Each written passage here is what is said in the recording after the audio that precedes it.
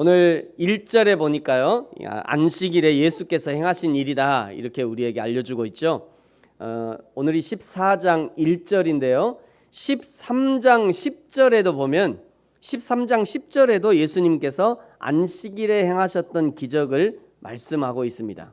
그러니까 13장 10절 이후에 벌써 한 주간이 지난 거예요. 그 한 주간 지난 그 다음 안식일에 또 예수님이 바리새인의 집에 들어가신 겁니다.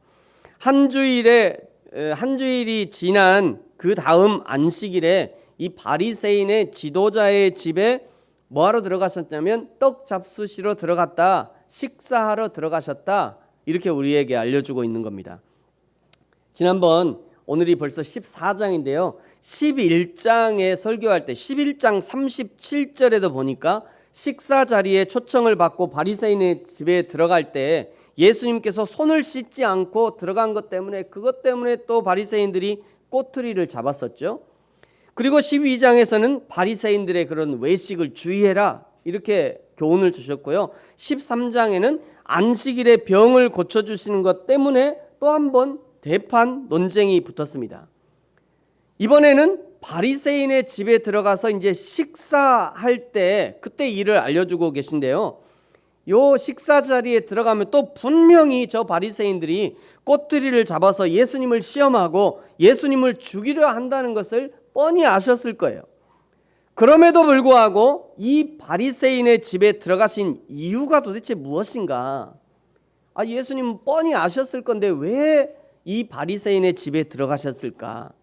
그 이유를 고린도전서 9장에서요 이 사도 바울의 고백에서 엿볼 수 있습니다. 고린도전서 9장 20절, 21절, 22절인데요. 유대인들에게는 내가 유대인과 같이 된 것은 유대인을 얻고자 함이다. 율법 아래에 있는 자들에게는 내가 율법 아래에 있지 아니하나 율법 아래에 있는 자 같이 된 것은 율법 아래에 있는 자를 얻고자 합니다. 21절에도요. 율법 없는 자에게는 내가 하나님께는 율법 없는 자가 아니요 도리어 그리스도의 율법 아래에 있는 자이나 율법 없는 자와 같이 된 것은 율법 없는 자를 얻고자 합니다. 22절 약한 자에게는 내가 약한 자와 같이 된 것은 약한 자를 얻고자 합니다. 내가 여러 사람에게 여러 모양이 된 것은 아무쪼록 몇 사람이라도 구원하고자 합니다. 이렇게 바울이 자신을 변증하고 있습니다. 바리새인들은 안식일을 미끼로 예수님을 잡으려고 또 식사를 미끼로 예수님을 잡으려 하지만 그러나 예수님은 차라리 자신이 바리새인의 덫에 걸려든다 할지라도 거기서 한 사람이라도 구원할 자가 있다면 기꺼이 그 자리에 참석하시는 것입니다. 여러분 이것이 그리스도 예수의 마음이며 하나님 아버지의 마음인 것이죠. 그 한 사람 구원하기 위해 기꺼이 불편을 감수하는 것입니다. 그 한 사람 구원하기 위해 기꺼이 자기 희생을 감수하는 거죠. 한 사람 구원을 위해 하늘의 보좌를 마다않고 낮고 낮은 이 땅에 오신 것이고 오직 한 사람 구원을 위해 동정녀 마리아의 태에 오신 것입니다. 하나님의 마음을 소유한다는 것은 때로 불편하고 때로 낮은 자리를 요구하며 때로 자기 희생이 필요한 것이에요. 지난주부터 이제 교회 이전을 위해서 본격적으로 제가 기도하고 있는데요. 사실은 제가 제 입으로 성도들에게 교회를 이전하자고 말하는 것이 사실은 좀 불편합니다. 그냥 조금 불편해도 그냥 여기 그대로 있는 것이 제일 편해요. 여기 되게 좋습니다. 의외로 여러분 지하 되게 좋아요. 여름에는 시원하고요. 겨울에는 따뜻하고요. 저처럼 아무리 큰 소리로 설교해도 누가 민원 안 넣어요. 아무리 막 드럼을 퉁퉁 치면서 찬양을 해도 아무도 누가 시끄럽다 얘기하지 않습니다. 그럼에도 불구하고 교회가 이전을 해야 할 이유가 있다면 바로 그 한 사람 때문일 거예요. 단 한 사람이라도 조금 더 접근 가능한 교회가 되기 위해서 단 한 사람이라도 예배에 참석하는데 불편함이 조금 더 덜하게 하기 위해서 단 한 사람이라도 전도 가능한 교회가 되기 위해서 단 한 사람이라도 여기가 내가 섬기는 교회라고 말할 수 있도록 단 한 사람이라도 아파트 단지 안에 있는 교회라서 가기가 어렵다는 그런 장애물을 제거하기 위해서 말이죠. 교회를 이전해야 한다면 바로 그 한 사람을 위해서 이전해야 될 것입니다. 사랑하는 성도 여러분, 비록 바리새인들이 예수님을 올무에 빠뜨리려고 함정을 파놓고 기다리지만 그럼에도 불구하고 기꺼이 그 한 사람을 구원하기 위해 들어가셨던 것처럼 그 마음, 그 예수님의 마음이 저와 여러분에게도 있어지기를 축복합니다. 예수님께서 들어가신 그 바리새인의 집에, 그 집에 수종병 든 한 사람이 있었다라고 우리에게 알려주는데요. 여기 수종병이라고 하는 이 말은 이전 성경에는 고창병이라고도 했습니다. 이 병은요, 혈액 중에 그 액체 성분이 혈관벽을 통과해서 신체 조직 속이나 그 조직과 조직 사이에 이 체강이라고 하는 빈 공간이 있는데요, 거기 고여 있는 상태래요. 백과사전을 찾아봤어요. 제가 의학적인 지식이 없어서 찾아보니까 이렇게 나왔더라고요. 이게 여기 있죠. 여기 하얀 부분이 이게 빈 공간이래요. 하얀 빈 공간이고 이 빈 공간에, 요 하얀 부분 빈 공간에 액체가 차는 겁니다. 액체가 차서 이제 점점점 몸이 불어가는 거죠. 우리가 쉽게 말하는 복수가 찬다, 이런 같은 의미래요. 복수가 차가지고 몸이 막 붓잖아요. 복수가 차면 그런 병인데요. 그래서 이제 살이 썩어가는 거죠. 당시에는 이것이 불치병이었다고 그래요. 이 수종병 든 사람이 왜 거기에 있었는지, 스스로 바리새인의 집에 들어갔을 이는 없고요. 병든 자이니까 병든 자를 누가 자기 집에 들으려고 하겠습니까? 그러니까 이제 이 사람이 스스로 갔을 리는 없고, 아마 안식일에 예수님이 어떻게 하시는지를 시험하기 위해서 이 병든 자를 데려다가 거기 앉혀놓은 것 같아요. 이 수종병 든 자를 자신의 집에 데려다 놓은 이 바리새인과 율법 교사들에게 예수님이 먼저 대답을 시작합니다. 예수님이 먼저 대답을 시작하신 거예요. 예수님이 대답을 했다는 것은 이 대답에 앞서서 뭔가 질문이 있었다는 얘기인데, 그런데 오늘 1절과 2절에는요, 이 바리새인들이 질문했다라고 하는 내용이 나오지 않습니다. 여기 대답했다라고 하는 이 단어는 헬라어로 아포크리노마이라는 단어예요. 아포크리노마이. 이 단어는 어떤 의미냐면 스스로 결정했다, 이런 의미입니다. 함축적으로 대답했다, 말하기를 시작했다, 이런 의미가 있어요. 그러니까 예수님이 그 집에 들어가시면서 거기 수종병 있는 병자가 있는 것을 보시고, 그리고 그 사람이 거기 있는 이유가 이 바리새인의 함정이라는 것을 파악하셨고, 그래서 굳이 그들이 나에게 묻지 않아도 내가 다 아니까 대답한다, 이런 의미로 대답을 시작하셨던 거예요. 그럼 제가 생각해 봤어요. 우리 예수님이요, 눈치 백단이에요. 우리 예수님 눈치 백단이에요. 당연히 창조주 하나님이니까 그 사람의 속마음, 숨은 의도를 알지 못할 리가 없을 것이에요. 하나님이 저와 여러분의 모든 상황을 모르셔서 그냥 계시는 것이 아니라니까요. 하나님이 우리의 답답한 상황, 다급한 상황, 우리의 숨겨진 것, 아닌 척하는 것, 때로는 이중적으로 생활하는 그 모습을 모르셔서 그냥 아무 말 하고 계시는 것이 아니에요. 착각해서는 안 돼요. 예수님이 아무 말 하니까 그냥 착각해서는 안 돼요. 오늘 한 번 더 참아주시는 거죠. 오늘 한 번 더 꼭 참고 넘어가 주시는 겁니다. 어른들은 어린아이들의 수가 이렇게 키우다 보면 애들 수가 뻔히 보이잖아요. 애들이 하는 거 다 보여요. 그냥 이 녀석이 이런 말을 하는 이유는 분명히 뭐가 있어. 쓸데없이 아빠 사랑해요, 이게 아니더라고요. 이게 어느 날 갑자기 애들이 아빠 사랑해요, 이 괜히 하는 게 아니에요. 그 다음에 뭐예요? 용돈 달라는 거죠. 뭐 그 모르나요? 뭐 눈치가 딱 있잖아요. 그럼에도 불구하고 엄마 아버지는요, 자녀가 잘못해도 넘어가 주는 거죠. 뻔히 보여도 그냥 속아 넘어가 주는 거예요. 왜요? 자식이니까요. 부모의 사랑이 자녀의 분욕함, 자녀의 못됨, 자녀의 얄팍한 속임수 넘어가 주는 거죠. 그것이 부모의 사랑 아닙니까?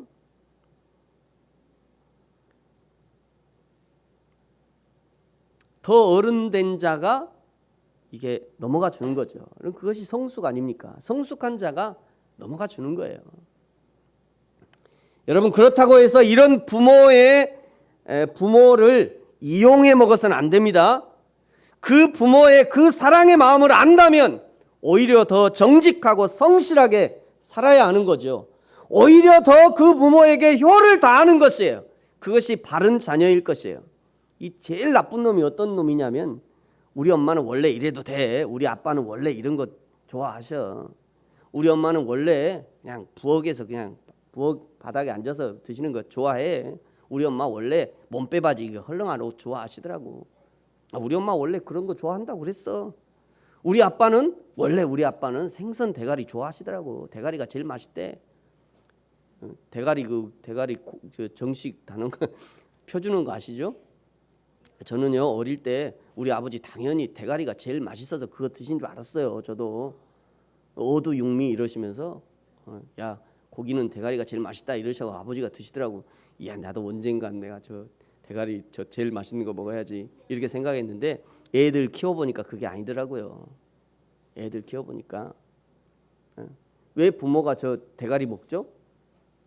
애들 맛있는 데 주려고 그러는 거잖아요. 응? 우리 아빠는 원래 생선 머리만 좋아하셔. 우리 엄마는 원래 헐렁한 바지 좋아하셔. 다 큰 놈이 이런 말 하면 불효자식이에요. 응? 머리 다 큰 놈들이 그러고 앉아있으면 불효자식이에요. 사람이 성장한다는 것은 그 부모의 마음을 알아주는 거잖아요. 그 부모의 마음. 하나님 아버지께도 마찬가지예요. 하나님이 오래 참아주시고 그저 사랑해 주신다고 그저 자기 원하는 대로 다 하고 하나님의 마음을 전혀 몰라주는 그런 영적 불효자가 되어서는 안 되는 것입니다. 예수님이 먼저 바리새인들이 수종병자와 함께 있는 의도를 아시고 예수님이 대답하시는 거죠. 3절에 보니까요, 안식일에 병 고쳐주는 것이 합당하냐 아니하냐, 이 질문같이 보이지만 사실은 대답하는 거죠. 예수님이 대답하는 거예요. 내가 오늘 안식일이지만 저 병을 고쳐주려고 하는데 이것이 합당하냐 안 하냐 묻는 거죠. 그러자 4절에 보니까요, 그들이 잠잠했다 이렇게 기록하고 있습니다. 왜 그들이 잠잠하냐면 예수님이 어떻게 하려는지를 이미 예상하고 있기 때문에 잠잠한 겁니다. 질문하는 그 예수님의 눈빛에서 내가 이 수종병자 이 한 사람 때문에 바리새인 너희 집에 들어왔고 그리고 반드시 이 병든 자를 고쳐놓으리라 라고 하는 그런 강렬한 눈빛을 보았기 때문에 그 주님의 열정 앞에 잠잠할 수밖에 없었던 거예요. 여러분, 잠잠한 것도 종류가 있습니다. 하나님의 한량없는 은혜 앞에 나는 아무것도 아닙니다 고백하면서 하나님이 하실 일을 기대하면서 잠잠히 하나님의 은혜를 기다리는 잠잠함이 있고, 때로는 하나님이 원하시는 것이 무엇인지 뻔히 알아 그런데도 잠잠한 경우가 있어요. 이 첫 번째 잠잠함을 우리는 은혜의 잠잠함이다 이렇게 표현한다면, 두 번째 잠잠함은요, 아주 고집스러운 잠잠함이다 이렇게 표현할 수 있을 거예요. 여러분, 저와 여러분의 잠잠함은 어떤 잠잠함입니까? 고집스러운 잠잠함 버려버리고 날마다 하나님의 은혜를 기다리는 은혜의 잠잠함, 은혜의 평안함이 저와 여러분에게 있어지를 축복합니다. 바리새인들이 이 잠잠한 이유는 이미 13장 10절 이하에서 이미 지난 안식일에도 18해 병들어서 꼬부라져 움직이지 못했던 그 여인을 고쳐주셨던 경력이 있기 때문에, 그때도 이미 논쟁을 한번 한 적이 있었고, 바리새인들 너희는 너희 집에 있는 소나 나귀가 병들면 손해볼까 봐 금방 고쳐주면서 종들이 병들면 귀찮고 치료비 든다고 안식일을 핑계삼아 고쳐주지 않잖아. 그건 너희들이 외식하는 거야 라고 대놓고 백성들이 모두 듣는 앞에서 이 바리새인들을 꼼짝 못하게 했던 기억이 있었기 때문에 아무 대답도 하지 않고 그냥 입을 꽉 다물고 있는 거예요. 고집스럽게 말이죠. 예상했던 대로 예수님이 4절에 보니까 예수님은 그 수종병 든 사람을 고쳐 보내시고요. 그리고 5절에 이렇게 말씀하십니다. 우리 5절 같이 한번 읽을까요? 5절입니다. 시작.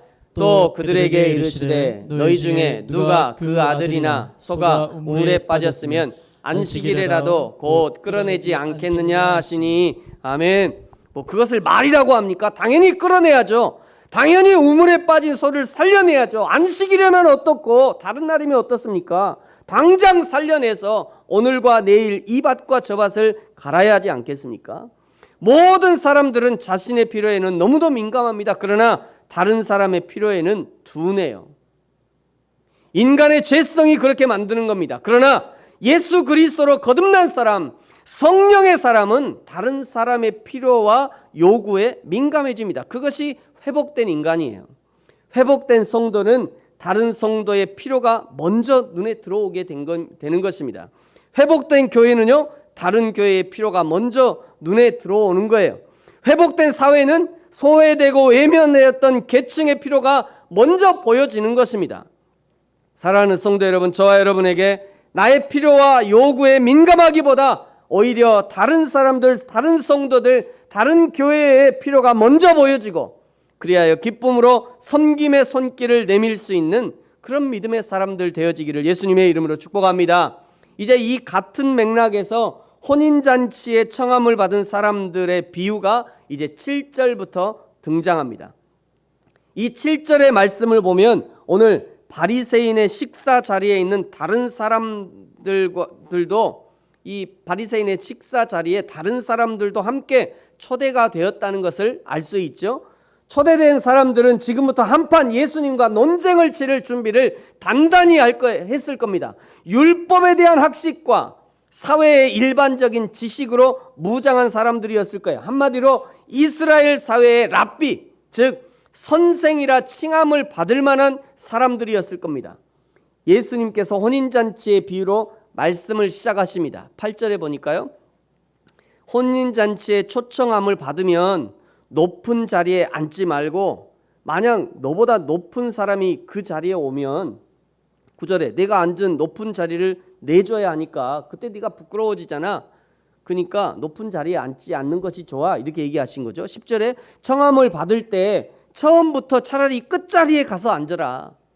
그러면 그 주인이 끝자리에 앉아있는 너를 보고 위쪽으로 올라오라 하지 않겠냐? 그러면 모든 사람들 앞에서 네가 영광스러울 거야. 그러면서 11절 이렇게 말씀합니다. 자, 우리 11절 같이 한번 읽습니다. 시작. 무릇 자기를 높이는 자는 낮아지고 자기를 낮추는 자는 높아지리라. 아멘. 여러분, 우리 모두는요 높아지기를 원합니다. 하나님도 하나님의 자녀된 우리가 잘 되어지는 것 기뻐하십니다. 우리가 잔치에 초대되어서 높은 자리에 앉힘을 받고 영광을 얻으면 아버지 하나님도 기뻐하실 거예요. 그러나 잔치에 청함을 받은 것만으로도 기뻐하면서 기꺼이 말석에 앉을 수 있는 그 사람이 더 귀한 거죠. 그 잔치에서 다른 사람을 위해 섬길 수 있는 사람이라면 더 귀한 사람이라 할 수 있을 거예요. 왜냐하면 예수님이 그렇게 하셨기 때문입니다. 예수님은 우리의 왕으로 오셨지만 그러나 군림하는 왕이 아니라 섬김의 왕이요 희생의 왕으로 오셨습니다. 마태복음 20장 28절 같이 한번 읽겠습니다. 시작. 인자가 온 것은 섬김을 받으려 함이 아니라 도리어 섬기려 하고 자기 목숨을 많은 사람의 대성물로 주려 함이니라. 아멘. 그러므로 이제 12절부터 14절까지는 이런 예수님의 마음을 안다면, 진정한 섬김의 본을 보이신 예수님의 마음과 의도를 안다면 이제 처음부터 초청의 대상을 바꿔야 한다 말씀합니다. 12절에 보니까요, 만약 점심이나 저녁에 누군가를 초청해야 한다면 벗이나 형제나 친척이나 부한 이웃을 초청하지 말아라. 왜냐하면 그들이 내게 베푼 것을 그대로 갚아주려 하기 때문이야. 우리는 이것을 보통 사회 통념으로 생각합니다. 그렇죠? 내가 한번 사면 너도 한번 사야지. 보통 그렇게 생각하잖아요. 내가 이만큼 하면 너도 이만큼 해야 되지 않겠냐? 이것이 보통의 사회 통념 아니겠냐? 근데 말이죠, 이런 생각을 신앙생활에도 그대로 적용하는 경우들이 많이 있어요. 내가 이만큼 했으면 하나님도 이만큼 해주셔야 되는 거 아닌가? 내가 이만큼 헌신했으니 하나님도 이 정도는 해줘야 하는 거 아닌가? 내가 하나님의 교회에 이만큼 했으면 교회도 나에게 이런저런 직분을 주든지 이런저런 중직을 주든지 아니면 감사패라도 줘야 되는 거 아니야? 여러분 근데 생각해 보면 만약 하나 주면 하나 받고 내가 하나 하면 너도 하나 주고 이런 생각으로 신앙생활을 한다면 우리는 하나님 앞에 아무것도 하나님 앞에 한 것이 없다는 것을 땅을 치며 우려야 될 거예요. 하나님이 우리에게 생명 주셨는데 우리는 하나님께 그 생명에 합당한 무엇을 헌신하셨습니까? 하나님이 우리에게 구원 주셨는데 우리는 하나님께 구원에 상응하는 무엇을 드리셨냐고요. 하나님이 우리에게 천국 소망을 주셨는데 우리는 하나님께 천국 소망에 상응하는 무엇을 드리셨습니까? 날마다 시간마다 성경을 읽을 때마다 예배를 드릴 때마다 하나님은 우리에게 하나님의 은혜를 부어주셨는데 그러면 우리는 그 하나님께 과연 무엇을 드리셨다는 말씀입니까? 그리고 우리가 드린 그것은 내가 만족하는 겁니까? 아니면 하나님도 만족하시는 것입니까? 사랑하는 성도 여러분, 우리 인생에 가장 아름답고 소중한 것은 무엇입니까? 어떤 사람은 시간이 자기에게 가장 소중할 것이고요. 어떤 사람은 물질이 자기에게 가장 소중할 것이고 어떤 사람은 건강이 자기에게 가장 소중할 것이에요. 나에게 가장 소중한 그것을 하나님께 아낌없이 드림으로 나에게 생명과 구원과 천국 소망과 은혜를 주신 하나님께 감사하는 그런 저와 여러분이 되기를 축복합니다. 13절에요. 잔치를 베풀려거든 차라리 가난한 자들, 몸 불편한 자들, 저는 자들, 맹인들을 초청해라. 13절 그리하면 그들에게 갚을 것이 없잖아. 그들이 갚을 것이 없으니까 그러므로 내가 복이 되고 무슨 복이 되냐고요? 내게 복이 될 거야. 무슨 복이 된다는 거예요? 무슨 복이 되는 거죠? 의인의 부활 시에 내가 갚음을 받을 거야. 여기 부활 시에 부활할 때에 하나님이 친히 이 모든 섬김에 대한 대가를 지불하겠다는 겁니다. 부활 시에는 이 땅에서 베풀고 돌려받지 못한 것보다 더 좋은 하늘의 상급으로 돌려주겠다는 거예요. 하늘의 상급으로 돌려주겠다는 것은 우리 하나님이 이 땅에서 베푼 모든 것을 지금 기억하고 계시고 무엇을 얼마만큼 베풀었는지 누구에게 베풀었는지 그 모든 것을 꼼꼼하게 하나님이 체크하시고 그 모든 헌신을 우리 하나님의 그 생명책에 그 기록해 두셔서 반드시 하나님의 것으로 갚아주시겠다는 의지의 표현인 것입니다. 사랑하는 성도 여러분, 저와 여러분이 섬기는 교회는 누가 대접을 받고 누가 귀함을 받고 누가 상석에 앉아 있습니까? 여러분 어떻습니까? 저와 여러분이 섬기는 교회는 어떻습니까? 우리 교회는 어떤가요? 누가 상석에 앉아 있고 누가 대접을 받습니까?